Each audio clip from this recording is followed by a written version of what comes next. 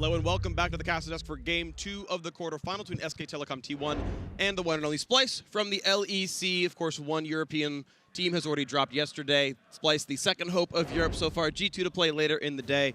And I want to recap how Game 1 went. Very close to the first 16 minutes, equal in gold, and then mid-game happened and it got broken open. That sounds like a Mad Libs. Like, fill in what happened in game number 1, and I think most people, even without watching it, it went to expectations. But this time around, we're back in draft. It's Splyce on the red side, and we had a question. Splyce wanted to ban the Akali and the Renekton. This is the problem that they have to solve. From blue side, they can ban both those champions. From red side, it's typically Pantheon, Qiyana plus targeted ban. There's a chance that Splyce leave Qiyana and Akali open. Never mind. I see it now. I was so tunneled. Of course. Take the wind out of my sails. You were hoping that you're running, oh, we know what will they bargain for. And yeah, it's the two solos that you can't flex and the Pantheon everyone bans. I wanted them to trade something for it specifically, but now everything's taken away from them. It's the first pick Elise, and Splyce on red side, I actually think they just have to like blind pick their comfort champions. Red side inherently means less for them because they don't have the same deep champion pools, and you expect to, if it is going to be a counter pick, for Humanoid. Well, they're going to block the Ryze right away. The Olaf right alongside it. I do want to point out almost every team so far has preferred red side at Worlds 2019. So if you thought Game 1 was close, this should help Splyce a little bit, all things considered. But we'll see, though. That's a drafting advantage more so than like you're innately stronger on red. So I want to see what draft advantage actually comes out. Because so far, SKT got the jungler they want. They got to ban away the Gragas that Xerxe played so well. Yeah, however, I do like the mid-jungle 2v2 so far from the Splyce lineup. I think that Olaf's main strength in being able to out-tempo an Elise and get there first is going to suit how Xerxe needs to play the early game versus SKT and should be able to set his lanes up quite nicely. I also think there is a scary thing to keep track of over this series of the Ryze pick. Splyce banned it on blue side, and then on red side immediately rotate it, even though they have the option to look for a counter pick. Now you could say, but Ryze is powerful because he's a flex pick. I guarantee that Chachi isn't going to play this Ryze, that it is going to be Humanoid. I would be shocked, could happen, but I wouldn't be my first champion pick for him. I'm also intrigued what Splyce picked here because they had the rights to take the Kai'Sa right away. They just go down to the Ezreal, and I'm a little surprised that they let Kobbe kind of go down his tier list. He's been their best performing member, I would say. He's been a huge damage source, a lot of kill participation, been doing really well for him. They didn't have to rush the Olaf. With at least taken, Olaf could have been taken later on. They gave the Kai'Sa over and said, that's okay, you grab it yourselves. Down to Ezreal. I want to see if he can perform on this. But if you think about how this lineup is going to have to play, with Ryze probably trying to look for farm in the side lane, Ezreal Olaf is the start of a very good 1-3-1 composition that can be put together from Splyce. It does give you the freedom of being able to get out of dodge of a lot of the CC that is going to come out from the SKT lineup. And what we need to see is a minimization of the mistakes that Splyce make in the mid game. Their early game was good. They had Kobbe in a position where he should have been set up to maybe even carry that game, but they just made mistakes around that air drake, around the mid lane team fight that didn't allow that to eventuate. The difficulty with that, though, is I think mistakes that are kind of part of you. I mean, this is season long, right? The fact that we see Humanoid and Chachi get picked off. I don't think you fix those kinds of mistakes between Game 1 and Game 2. Like, those are habits that are hard to break. I would love to see that shored up. I would love to see a closer series, though. Yeah, I think it needs to be band-aided. The thing that really scares me is the fact that, not that Kobbe is a bad Ezreal player, because he's not, but Ezreal cannot carry to the same extent that a Xayah or a Kai'Sa can for Kobbe and for this team. I look at this and I'm like, unless Humanoid is just popping off on this Ryze, I almost think this is a wash of a draft at this point for Splyce. I don't see them as a strong Ezreal team unless Xerxe on Olaf is just popping off with Humanoid's Ryze. Well, it would be a champion to be able to do it because he is 5-0 so far in 2019 with the pickup. It's certainly something that he's comfortable with. Ooh. And overall, I'm starting to like the feel of this Splyce comp. They do have the tools to be able to deal with it. And if SKT don't run a tank again, all of this damage will be very sticky. Pyke is gonna come through. Ezreal Pyke in the bottom lane. And SKT not certain that Ryze is going mid either. They themselves banned LeBlanc, thinking maybe that's the last pick through here. Chachi plays it after all. Explain yourself. I don't know. I think it's divide and conquer. I was excited for the Yuumi hover. I'm like, the poke on that, the Ezreal Yuumi. I could see it. You poke them off of objectives. Norskeren on Pyke. LEC supports are known for their Pykes. Norskeren is not necessarily one of them, but that is a lot of potential for Splyce to, again, hit and run League of Legends. Find people out, execute them, and create chaos on the map. And Faker likely back on Tristana. 9-0-8 against Fnatic in their opening game of Worlds. Hard carry performance from Faker to start Worlds 2019. And a Fiora comes in as well. And the team are not certain which matchup the Ryze is in. They're saying it's okay, both these look good. This is terrifying. I look at that SKT composition. It has wonderful bridging points. It is strong in the early game with the Elise. It is strong in the mid game with the Kai'Sa. It is strong in the late game with the Tristana and the Fiora. It overlaps so well. What if this is locked in? All right, Poppy's gonna come through. Poppy to the top lane. Poppy, Fiora up top. Tristana versus Ryze in the mid. And Ezreal Pyke down there. So here's the thing, in the LEC, when you have Ezreal Pyke, this is kind of the Fnatic special as well as G2. You have a safe laner who allows the Pyke to leave. This is really about blitzing in the mid lane, making sure that, as Spawn was saying, that Xerxe gets tempo control in the jungle with the Olaf, that they can then play pressure with Ryze and then put the Pyke on top of it. This is about Norskeren, Humanoid, and Xerxe controlling this early game to get this going for Splyce, and Kobbe being safe on his own with Ezreal. And that sounds great until you attribute Splyce to that kind of playstyle, because they just upped the burden of execution on their comp so high. They had the safest 1-3-1. They were going to have a shutdown side of the map, a strong side of the map in the Ryze to be able to play towards, and so much sticky poke damage. However, now they're going up against an SKT lineup that, once again, has so much damage in this mid game. After one item, they are just a juggernaut to be able to deal with. And then it only gets worse from there that they have the scaling options, and it's Faker on Tristana. This guy has been so hard to break. Perfect performance on his Lissandra. He was able to get out of so many plays. The Tristana, he has the same tools. It's going to be an exciting matchup here as SKT take on Splyce in Game 2 of this best of 5. Predictions are SKT clean sweep this one. Splyce made him work for it the first one. Mid-game mistakes pulled them asunder. A new draft here. Maybe hard to execute, but an explosive one all the same.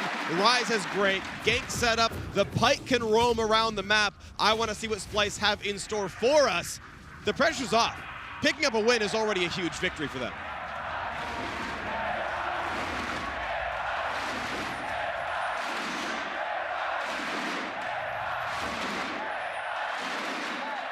I want to focus in on the level 1. Now, it looks like a fan out right now. Usually what Splyce do, especially when you have this Olaf, is they look to contest Raptors and control the Raptor camp.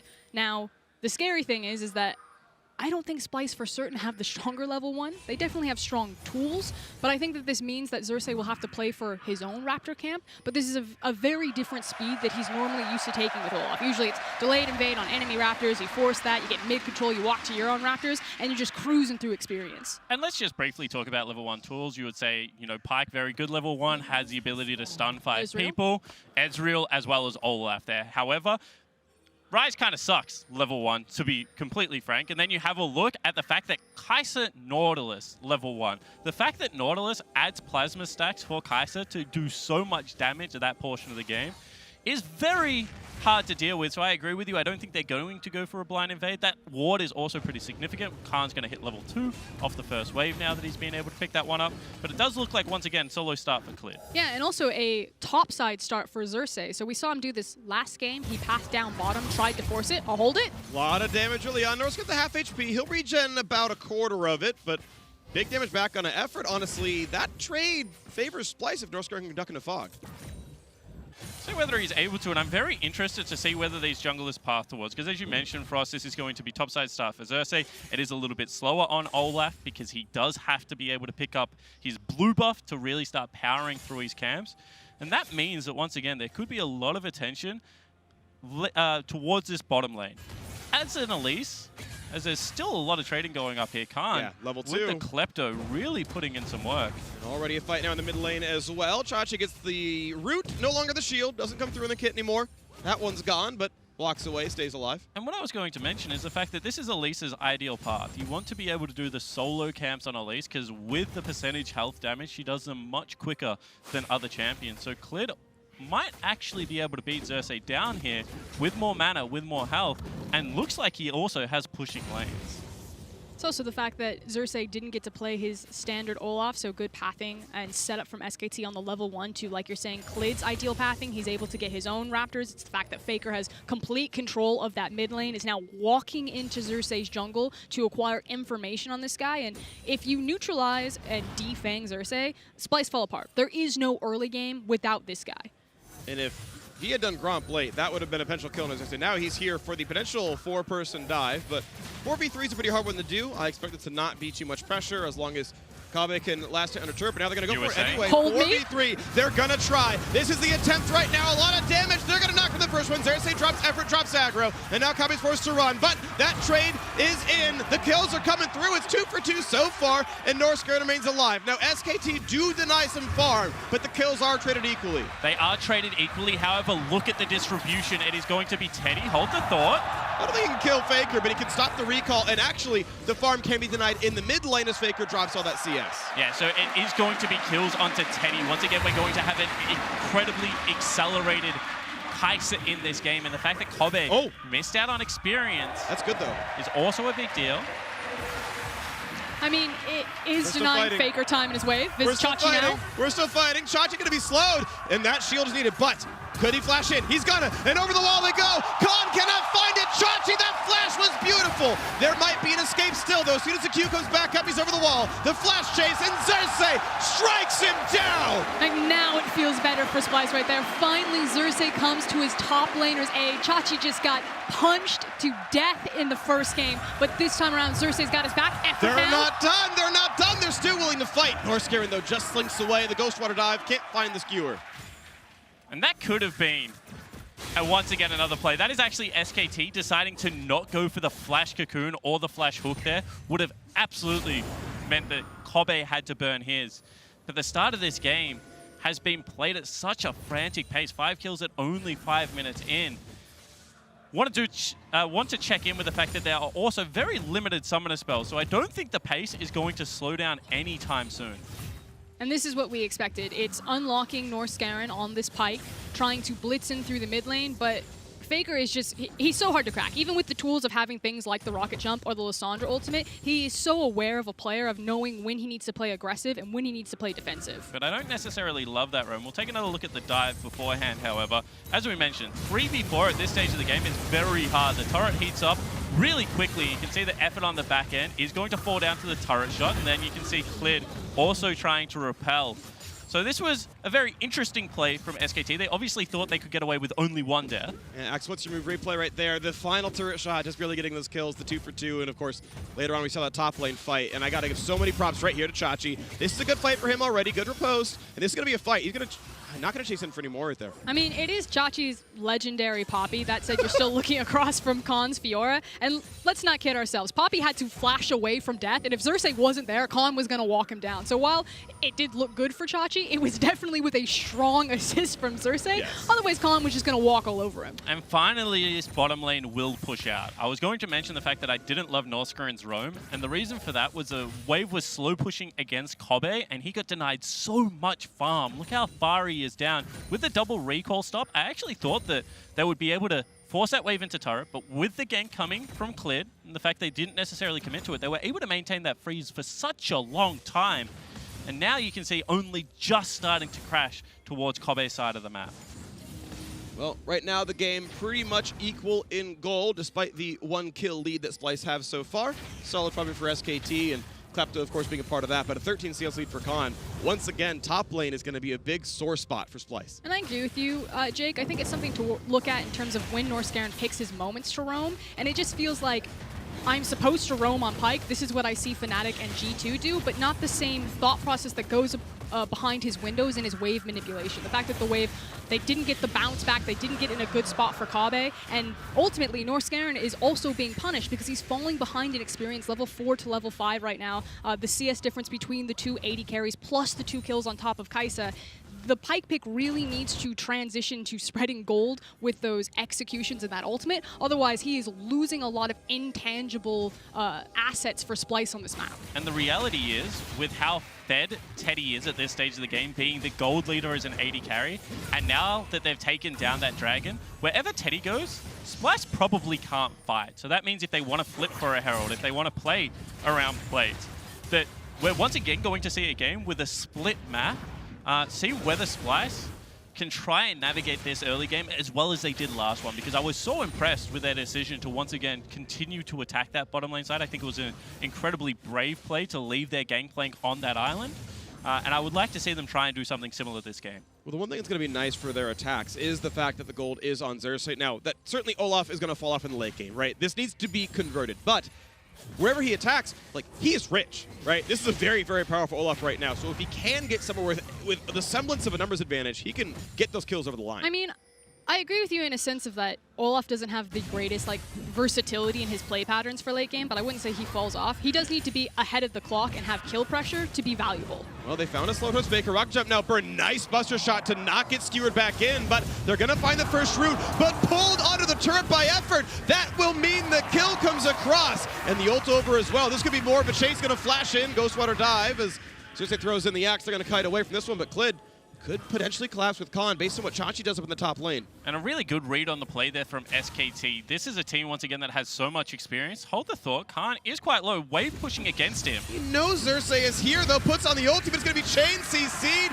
Tries to get some health back. Does he have enough? One more hit would turn it on, and the last few autos might come through. The axe not going to land, and he's stunned under turret. You have to be kidding me. And this time around, it is the SKT jungler that gets there at the perfect time and is able to avoid disaster for Khan. Just styling on them right there. Chachi overreaches right into the waiting hands. And now here comes the TP. Khan, I think, is being a bit greedy with this wave. He wanted to get it shoved in. It's Kobbe that comes through the TP, but because Xerxe hung around, this could actually really punish SKT as long as Splyce are very quick on this rotation. And because Norskeren still hasn't returned to that bottom lane, you know, he's just not even laning down there anymore. It means they have to back away from that. Kobbe also is going to be enacting a bit of a lane swap here. Here's the thing, though. Clid sitting on the control ward. You can see that we're going to go to Australian lanes. Teddy and Effort are on their way up here. Oh, no. This could be a trap. He could just 100% kill him if he hits the cocoon. Depending on where he is, Arcane Shift can bring you to safety, but Cocoon, you're just waiting. When is it going to come out? When is he getting hit with this? When is the button coming out? He might be just waiting for Nautilus. Yeah, bringing a teammate. Nautilus now spotted. They actually see him on a ward.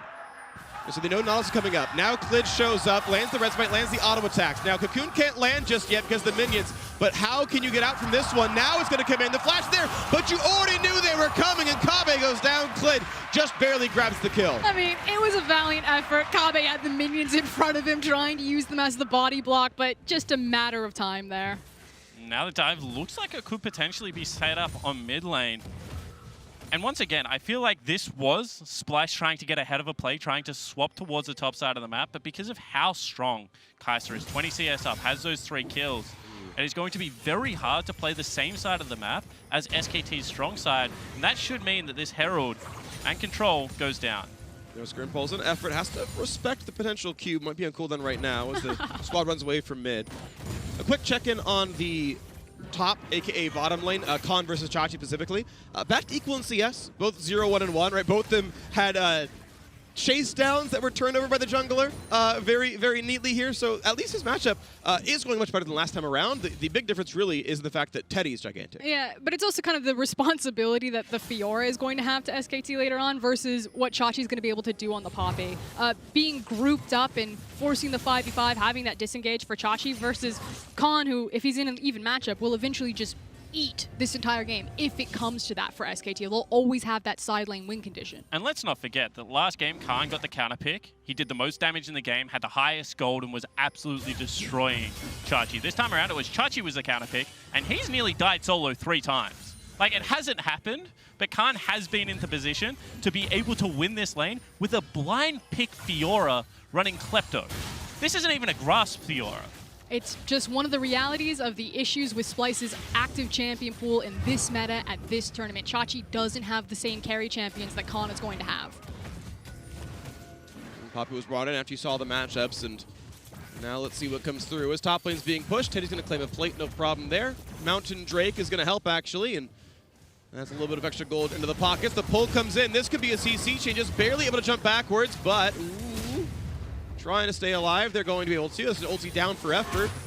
Looking at the next mode. Okay, a couple of shots come in, but not going to find any kills. That's going to be an easy pickup there on Rift Herald with a minute to play until the plates drop. That should be 300 more gold donated over. And the reason that was such a soft contest is Khan does have teleport to be able to join.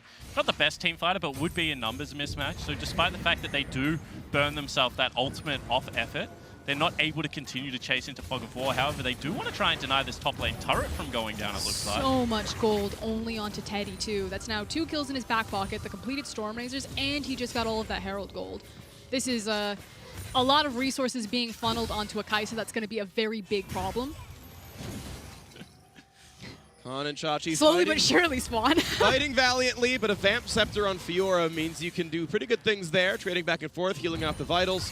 Chachi clears the wave, walks out. Farm again remains close to equal, but all the gold right now, the matchup advantages are specifically in Khan and Teddy on the SKT side. That is where the gold lead lies. 1,500 gold difference, and it's across those two.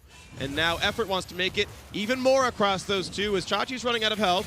The ulti gonna be popped maybe. Nice push back. Effort not in range, and Xerxe not quite gonna land the axes either. And once again, it's the fact that Humanoid is cheating down into this lane that will be able to keep Chachi safe.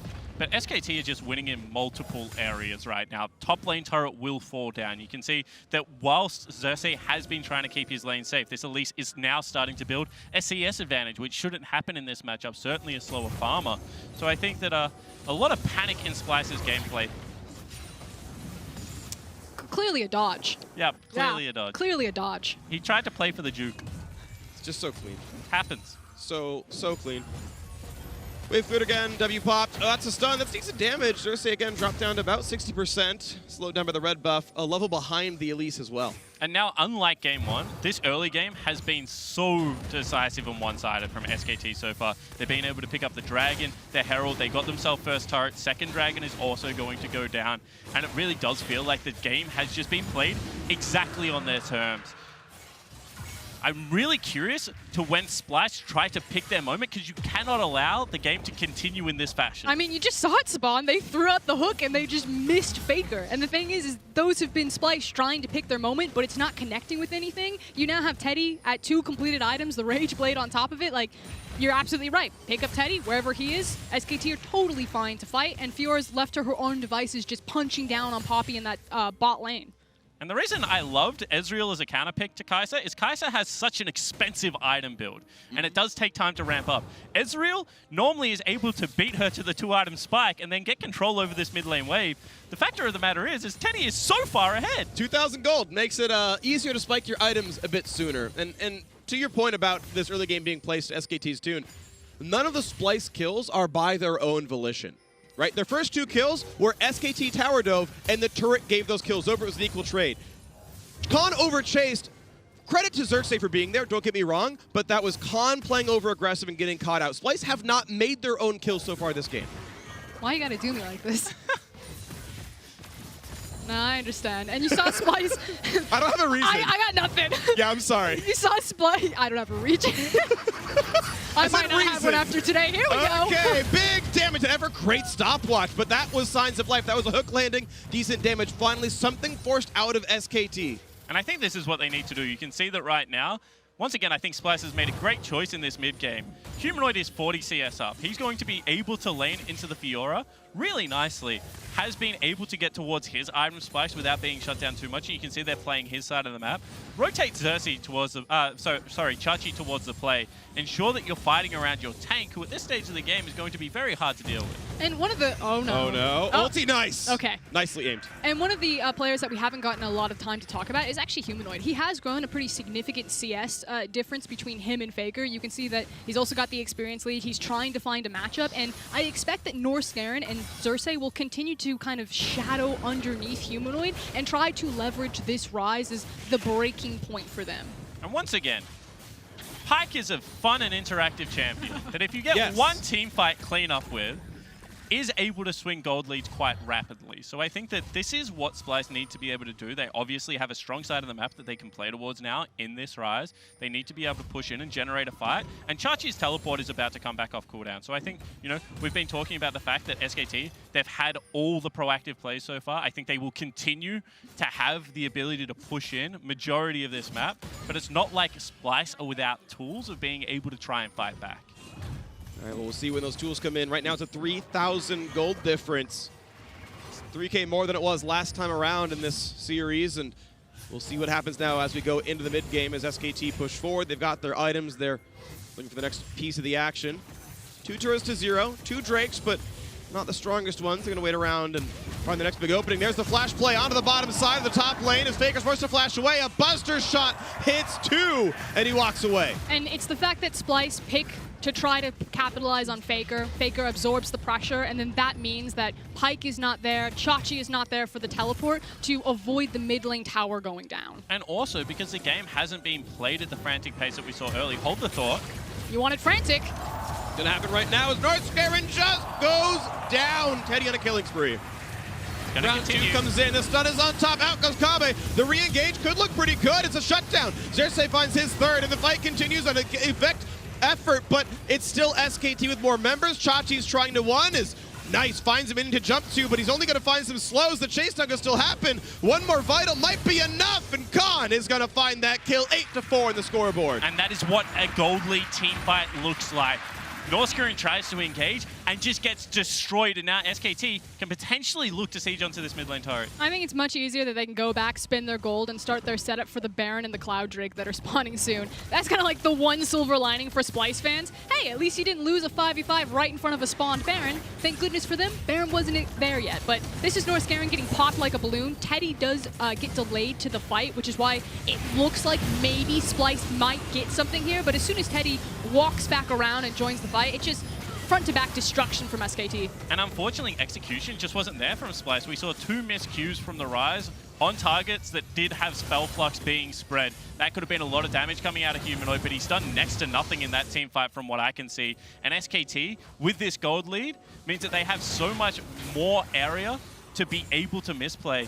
Humanoid actually did quite a lot of damage for a couple of missed skill shots. I mean, he's got the gold on his team, right? He's actually still up gold on Faker. He's winning in money against the winning team's mid laner. So if there's someone to carry this matchup, it is going to be him. He's got the Righteous Glory in there, so he can reposition, get into his opponents, and land that root, start things up. Maybe we'll see something come out of the mid lane. Yeah, but Baron is now live, so Splyce, no more mistakes. Like, the margin for error has shrunk considerably now because SKT win a single team fight, and it's basically game over for Splyce at this point. And you can see that SKT just feel like they're so much stronger in the 5v5 and bottom lane. There's the Righteous Glory. Can still catch up to Teddy. The root should be able to be landed. There is that on top, and Chachi come right afterwards.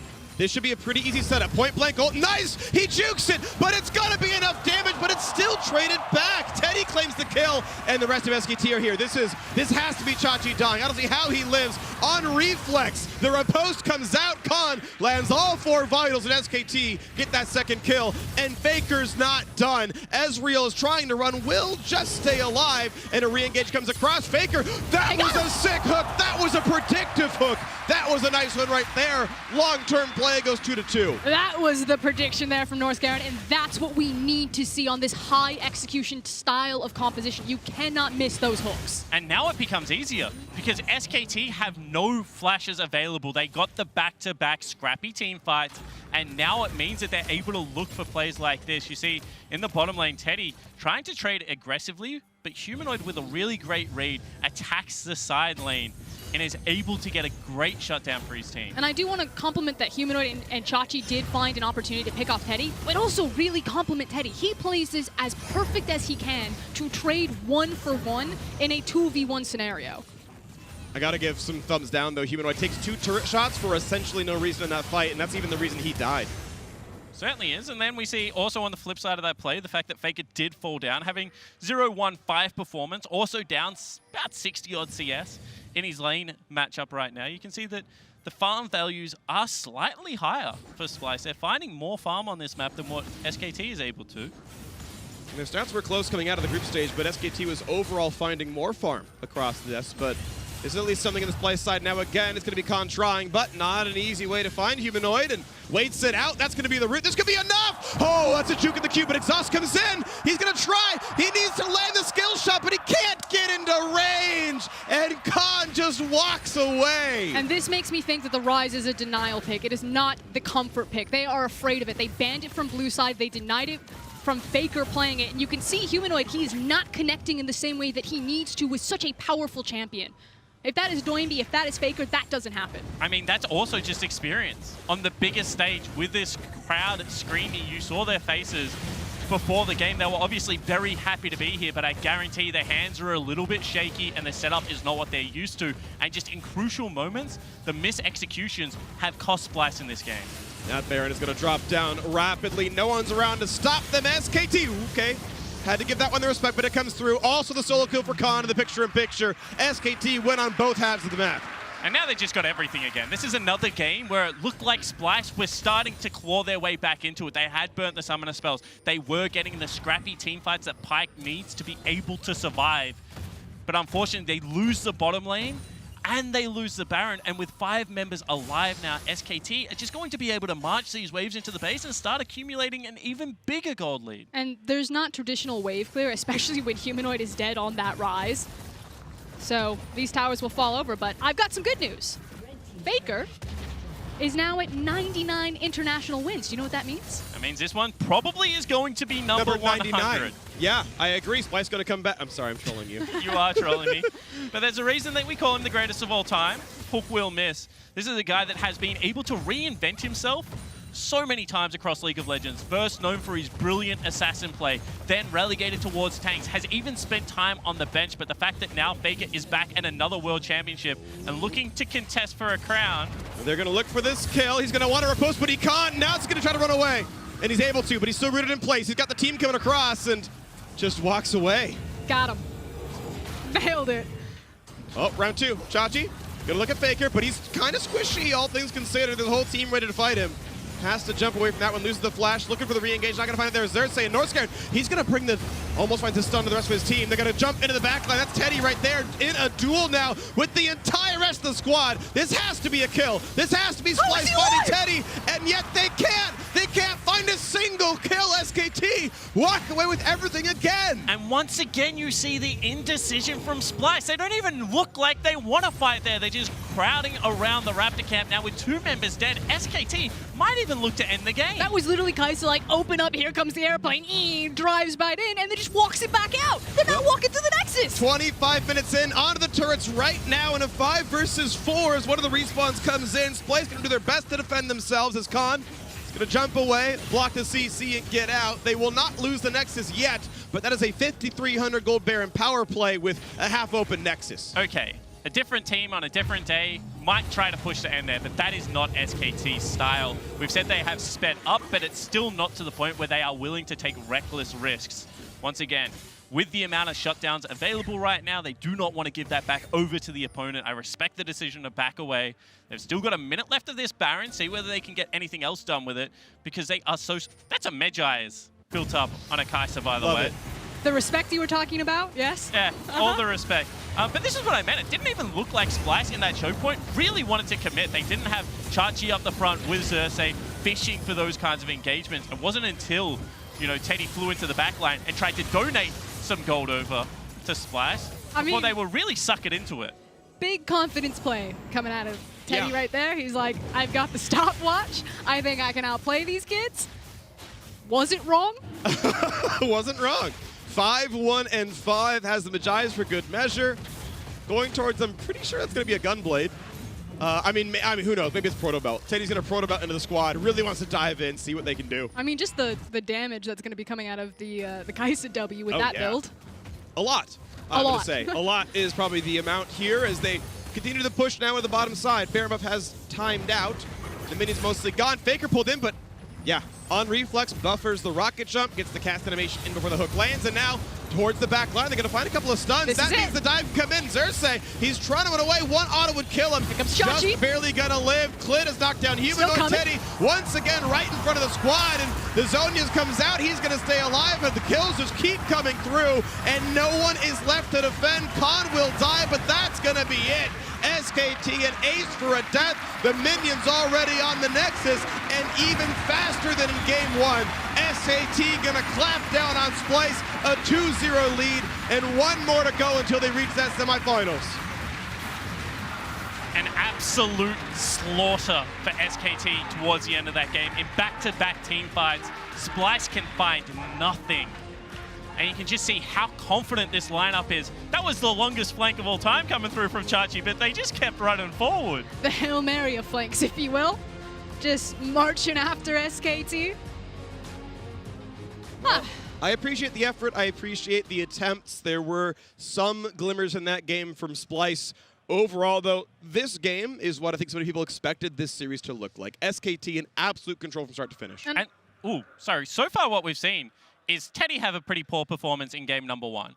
Faker didn't have a great performance this game. A couple of nice buffers, but he wasn't really involved in that many of the actions. That's why people are scared of SKT this tournament, because they have fantastic players in every single role that even match to match will step up and win you games. And I was just about to kind of define what the expectations would be for SKT. Like, how hard do they have to win for people to maintain that confidence? And it's like you're saying, the fact that, you know, it's not every game being like, oh, Faker, come on, Teddy, like just screaming about how good their players are. It's just how terrifying this team is. How when they get a stranglehold over you, they just rip games away. It feels like an inevitability. When SKT start to get that lead, they start to choke you out on vision. It's just like, I've read this book before. The same tropes are coming in. Get more creative with your storyline. Like, I can see exactly where this is going. And unfortunately for Splyce, they had opportunities in that game to be able to change the script, you know, to be able to upset the apple cart, but just mechanical misexecution at, you know, kind of crucial moments in that game. A couple of from Humanoid really did swing it back towards SKT's favor.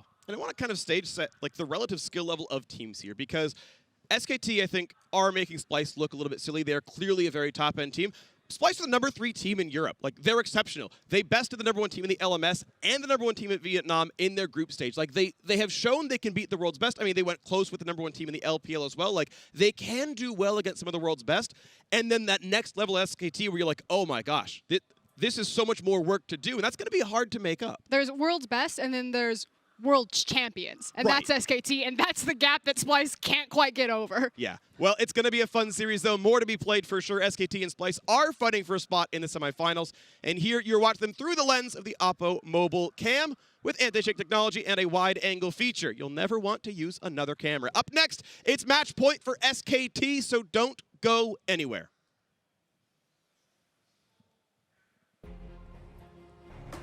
They're gonna try. This is the attempt right now. A lot of damage. They're gonna knock for the first one. Xerxe drops effort, drops aggro, and now Kobbe's forced to run. But that trade is in. Nice buster shot to not get skewered back in, but they're gonna find the first root, but pulled onto the turret by effort. The root should be able to be landed. There is that on top, and Chachi come right afterwards.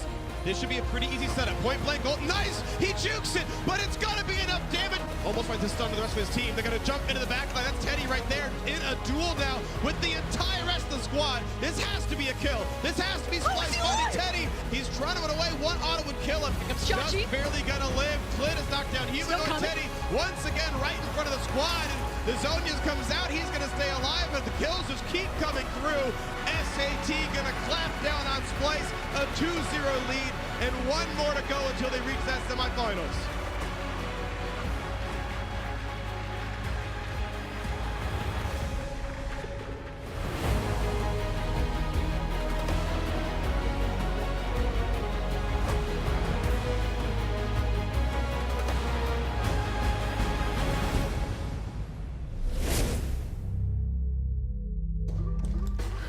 So it's our 6-month anniversary today. Got you these. I'm pollen intolerant. I've told you so many times. Wow, a bloodthirster! I know how you love to lifesteal. I do. They're all gonna suffer.